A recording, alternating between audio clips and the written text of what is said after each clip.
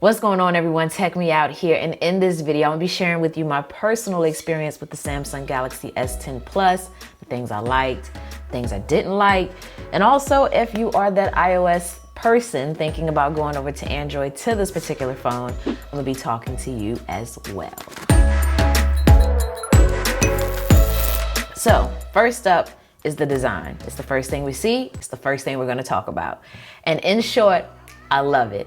I love it for a couple of reasons. So for one, it feels really good in hand. And I think for me, that's probably largely contributed to the material in which it's made of, as well as the curvature on pretty much various areas of the phone. So you have curved corners, you have a curved back, you have a curved display. And although we kind of have that large display going on here, it doesn't feel like it. So for comparison's sake, between something like the iPhone XS Max and the Samsung Galaxy S10 Plus, if you were to ask me which device that I like better in hand, I'd have to go with the S10 Plus. I don't notice the weight of it as much. I don't notice the width. It just overall feels good and looks good. Plus we have this very unique colorway on the back. I haven't really seen any other phones offer a color option like this. So this is the white prism option, and I love it because it's white, but at the same time, when the light hits it at certain angles, it has this kind of bluish purple hue. So I would consider this definitely a head turner for the design as well as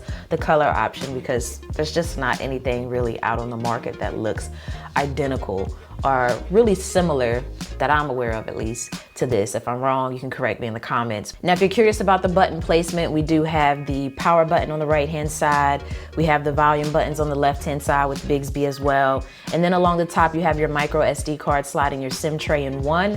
And on the bottom, you have your headphone jack, USB-C charging port, and your speaker. And I haven't had any issues, using or accessing the buttons, but I will say the power button is a little bit higher up than normal. So I do find myself kind of having occasionally to shift my phone upward in my hand, or downward, if that's the right way, to get to the power button, because naturally my hand is gripping the bottom half of my phone. Not a terrible thing, but something to note, especially when considering this phone versus the S10. Now, the next thing that I really like about the phone is the display. So we have this Infinity O panel, and I just can't stop looking at it. Like, this is the phone, like many Galaxy devices, to me, that I just find myself looking at for no reason. Like, I don't have to have any notifications in order for me to feel the need to want to pick up my phone and look at it. And maybe there's some other tech lovers out there that feel the same, but yeah, this display is one to beat. The color accuracy is there, it's vibrant, it's crisp.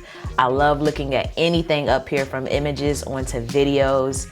I'm just overall very pleased. And something that I thought I wasn't gonna like was the hole punch design, but I actually really love it, especially with these wallpapers that people are creating to kind of like adapt to the little cutout that you have there in the top right. It makes you embrace it even more, because then it makes the phone not only look cooler, but also further enhances that infinity design of the display, because you don't really see any sensors or cameras or anything up there then. And while we're on the topic of the display, something that is inside of the display is the fingerprint reader. So we have that ultrasonic option here. So instead of using the fingerprint reader on the back, you place your finger on the screen and it unlocks your phone. Now, if you were to ask me, do I prefer unlocking my finger with an unlocking my finger?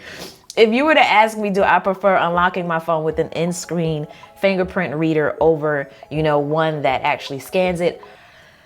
That's a really tough question. I'll say right now, though, I do sometimes miss the fingerprint reader, the physical one, simply because there's certain things that I experience, I'll say, and having the fingerprint reader in the screen. So example, you can unlock your phone while it sleeps, so you don't have to wake it up. And the thing about that for me is that typically it takes me like 2 attempts before it actually unlocks. And that's because either I didn't place my finger in the correct position the first time, or I didn't place enough of my finger down for it to get like a full scan of it. So that's one thing. But the nice thing about having a 3D scan of your finger with this ultrasonic fingerprint reader versus a 2D scan is that it's now able to unlock your phone in scenarios in which it ordinarily could not. Okay, so there's so many things you can do on Android in general, especially on the S10. And sorry, I keep getting distracted. I see the display light up when I move my hand sometimes. It just makes me want to pause and just marvel at it, like.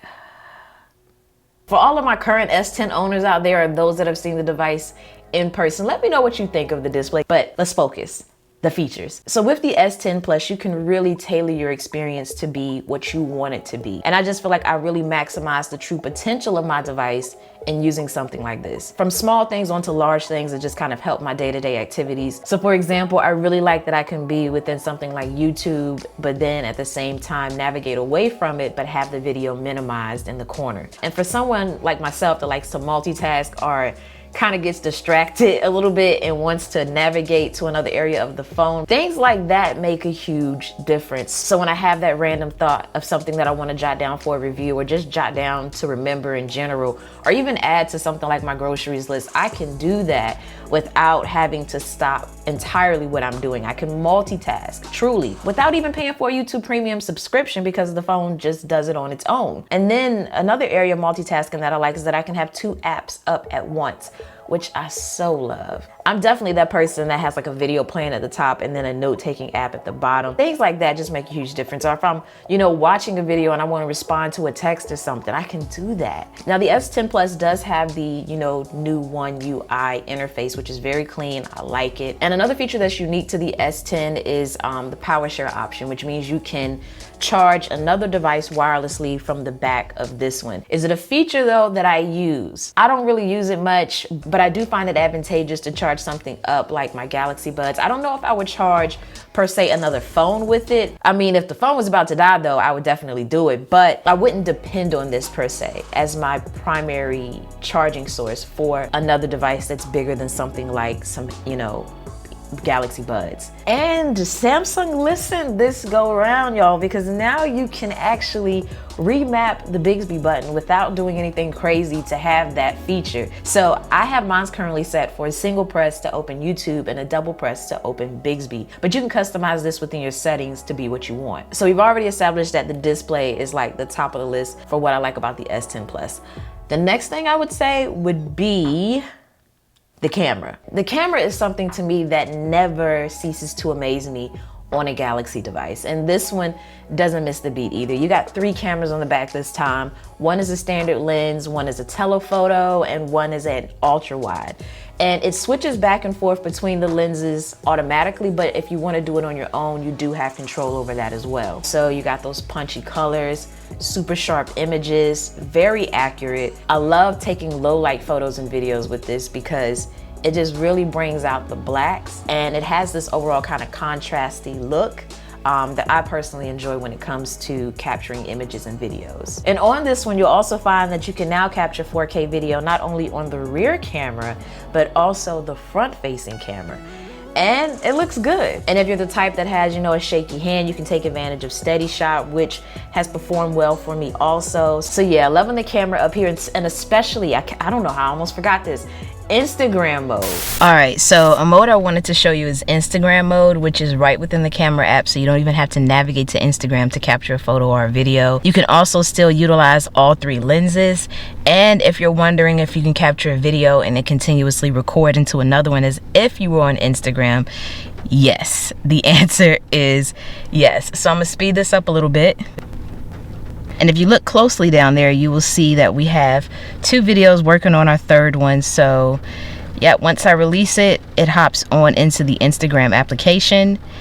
And I am then able to take advantage of all the Instagram tools that you typically have when you're in your Insta story. So I thought this was pretty cool because then you can maximize the quality of your camera instead of getting a screen recording as you normally would on any other Android device. Now, in terms of the audio up here, the speakers sound great. I haven't had any issues. The one thing I don't really like is the vibration in which I feel when I'm listening to audio at louder volumes. It's like I can feel the phone vibrating in the center part of it, like in my hand, and I don't really like that. But outside of that, I don't have any issues or complaints about the sound quality here. Battery life up here is great as well. You're not gonna have any issues. This definitely gets me through the entire day. And when I did find myself in a scenario where the battery was, getting low, it took nothing for it to charge back up to where I wanted it to be because you have fast charging, built in within this phone. One thing I really love and admire about Samsung is the way they push the envelope